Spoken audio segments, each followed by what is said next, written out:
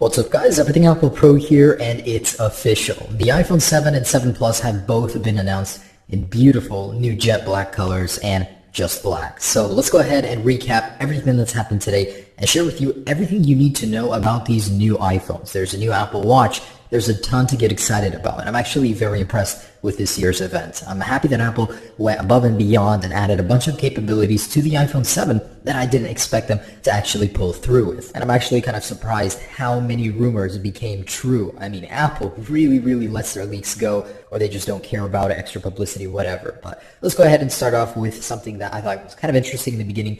Apple announced some updates to the App Store, and Mario is coming to iOS. So if you're a fan of Nintendo, there are going to be more games coming in the future. Also, Pokemon Go for the Apple Watch. So not only is it going to be on your iPhone, now you're going to be able to do it on your Apple Watch as well. There are going to be some cool enhancements, so where you'll be able to use your Apple Watch while walking, get alerts, all that good stuff. So none of this would be awesome without an Apple Watch with improved battery life and improved internals. That's why Apple went and announced the Apple Watch 2. They were very happy with how the first generation did, so they wanted to improve it in the ways that they could. They're calling it the Apple Watch Series 2. It's now water resistant up to 50 meters. So swim proof is what Apple calls it. You can actually use it in the water. It's been tested extensively. It's got all the seals and waterproofing necessary to perform in the real world. And those speakers that eject water, that patent we talked about earlier, Apple actually went and put them into the new Apple Watch. So that is really cool. After a workout, it's going to emit a frequency that's going to eject all of that water. So that's the Apple Watch 2's hardware. As for the actual internals, it's going to have the new S2 chip,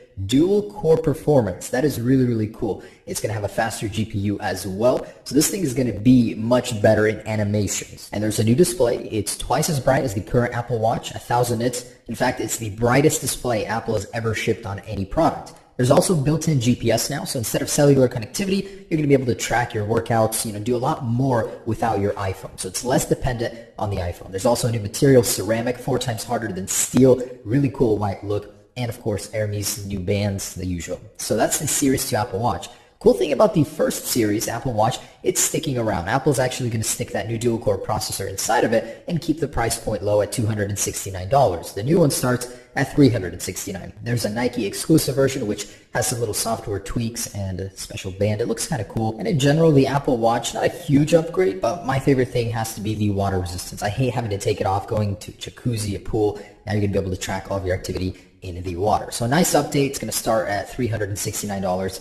And it's going to be available to pre-order on the 9th and shipping later this month on the 16th. And Apple talked about the iOS 10 update. Nothing really new. I was disappointed to learn they're not announcing a dark mode. So they jumped into the iPhone 7 right away with the new space black color, except they're calling it jet black. It's a polished version. They actually have a special process to go ahead and get that finish. It looks really cool. It's like the Mac Pro Tower. Very nice glossy black. It blends seamlessly. The antenna bands just blend into the design. It blends with the display on the front. I mean, this is cool. This is Darth Vader's phone of choice. And the iPhone 7 Plus pictured with that dual lens camera doesn't look too bad. I like how the body morphs into the camera. So are there any surprises with design? Nope, just the volume buttons, which actually kind of sit funny on the exterior shell. They don't have that concave insert, but we knew about that yesterday as well. So really nice design, no surprises here, but the color is very impressive. There's also a matte version, just black, not dark black like previously expected. Kind of doesn't make sense there. Of course, the usual colors are coming in as well, and Apple gave us 10 key points that the iPhone 7 will ship with. So first off was design.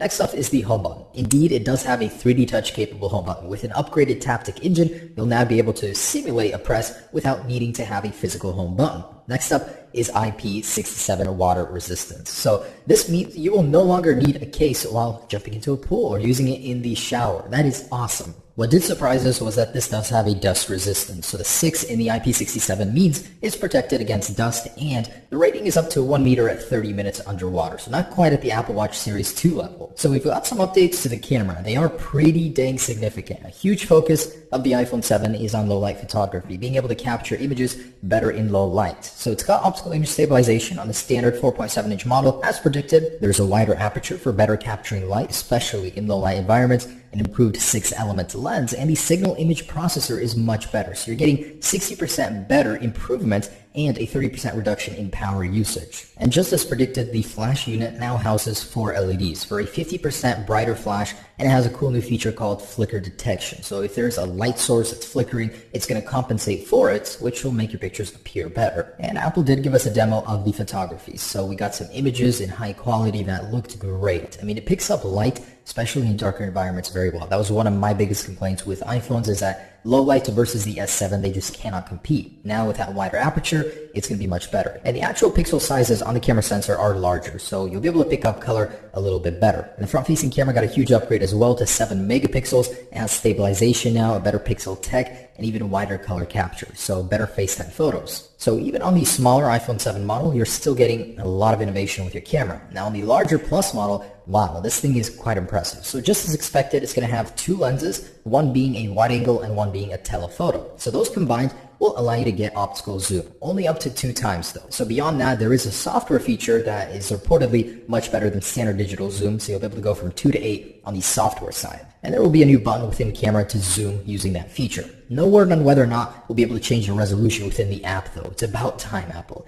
So there's a new feature they did demo on stage. I thought it was pretty cool. New depth map software will process a photo and allow you to add bokeh to a photo without necessarily needing a crazy camera for it. There's a new portrait mode which will allow you to get photos just like this off of your iPhone. That is so cool. Now that's not coming immediately at the release. It's going to come in a software update later on in the year. Next update was to the display. So it will be 25% brighter now, and it supports a wider array of colors. So that's the P3 color gamut I was talking about. No word on the True Tone display feature yet. I'm still hoping it's going to be added as one of those little silent features Apple doesn't mention at the keynote. Apple did an upgrade to the speakers as well. As expected, one of them on the bottom is fake. The other speaker, stereo speaker, is in the actual headset speaker on the front of the display. I think that's pretty damn cool. It's going to allow for a wider sound. It's going to be more immersive, I think. Apple did talk about why they're going wireless. It's an old tech. They wanted to make room in the iPhone for future technology, and space comes at a cost in such a small little design. So they wanted to go wireless, and with new AirPods, they were able to achieve that. They're actually pretty damn impressive. 5 hours of battery life from each one. They can be used simultaneously or individually. They have a new W1 processor, which is that custom Bluetooth chip we were talking about. Apple was creating infrared sensors so they know when they're in your ear, and accelerometers. The way you actually set them up is pretty cool. You just open the case and put it right next to the iPhone, and it'll begin the setup immediately. No software controls, nothing like that. That is very impressive. There's a seamless experience between all of your devices. Now, the amount of tech Apple shoved into these little headphones are impressive. I mean, they're just loaded, jam-packed with sensors.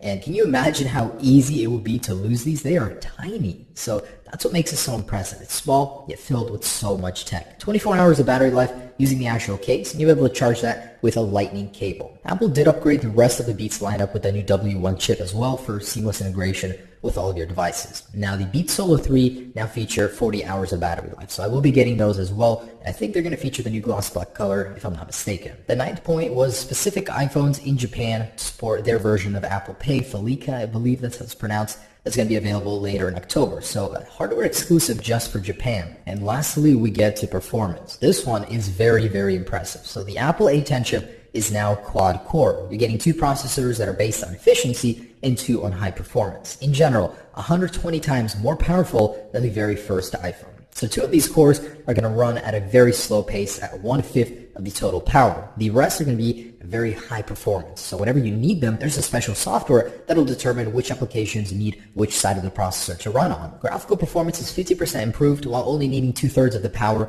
of the A9 chip to run at the same pace. It's 240 times faster than the original iPhone. That is pretty impressive. And they did give some demos of what this raw power can do. What impressed me the most was an Adobe Lightroom, which has 90% of the features of the desktop version. It could do everything it can on your smartphone using that power. That is cool. Now with the games, console quality was thrown around as well, as it is every single year, but will we actually achieve that? Who knows? And battery life. So we know that the batteries are larger in actual capacity, and the ratings are better as well. So this is the longest lasting battery ever on an iPhone. On the iPhone 7, you're going to get about 2 hours over the 6S, and on the 7 Plus, you'll get an hour over the 6S Plus. So these are the iPhones. This is what they can do. Mainly the color is the biggest change, and the cameras. Besides that, little refinements everywhere else, and performance is a really big one as well. So guys, I gotta say, pretty impressed. I like this release. This is a very good one, more than I thought the iPhone 7 would be. So early on in the rumors, it wasn't as big of a deal, but now that it's out, I think this thing is going to be killer. It's going to outperform every smartphone on the market, as Apple has said. It's got the best camera on the market. So this could possibly be the best smartphone you can buy, period. So when can we actually get it? Pre-orders begin this Friday at 12 a.m. So the night of Thursday, get online. Prices stay the same of the iPhone 7 as the 6S at $649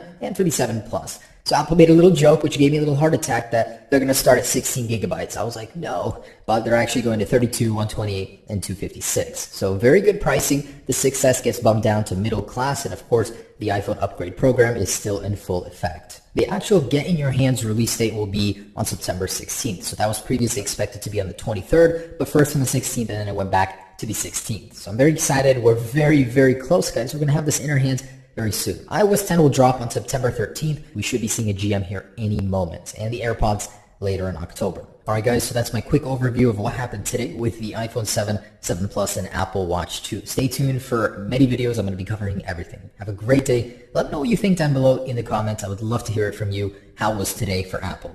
Peace.